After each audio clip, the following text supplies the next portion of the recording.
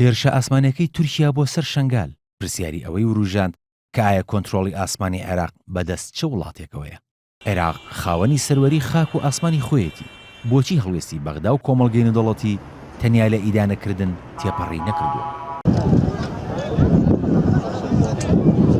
لە دوای داگیرکردنی کۆی لەلایەن عێراقەوە ئاسمانی هەرێمی کوردستان و باشووری عێراق ئەوەی مانای سەروەری بێت نەیما. لەم ساڵانی دواییشەوە تەواوی ئاسمانی قەرەباڵغی عێراق بووەتە مەیدانی فڕۆکەکانی هاوپەیمانان و موشک و فڕۆکەی بێفڕۆکەوانی چەندین وڵات.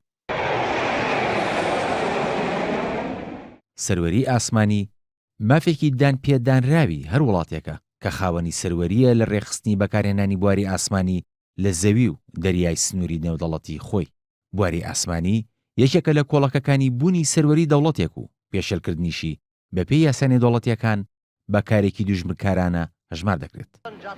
لەگەڵ هەڵگیرسانی جەنگی جیهانی یەکەم پرسی دیاریکردنی سیستەمی یاسایی بواری ئاسمانی نیشتیمانی وڵاتێک بە قوڵی وروژێندرا و باسی لێوەکرا.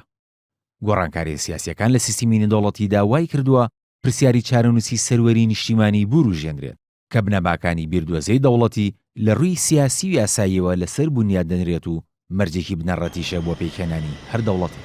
هەندێک پێیان وایە سەروەری وڵاتان بەرەو کۆتایی دەچێت و هەندێکی تریش بە ڕێژەیە لێی دەڕوانن. هەندێکیش بە توندی بەرگری لە بەردەوام بوونی سەروەری وڵاتان دەکەن بەسەر ئاو و هەوا و خاکەکەیاندا.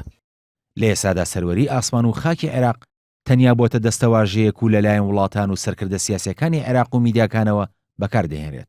هەندێکیش دەڵێن لە ژێر مەترسی پێشێلکردنی بەردەوامدایە، بەڵام لەگەڵ ئەوەشدا بەرپرسانی عێراق دەڵێن سەروەری ئاو و ئاسمان و خاکەکەیان پارێزراوە.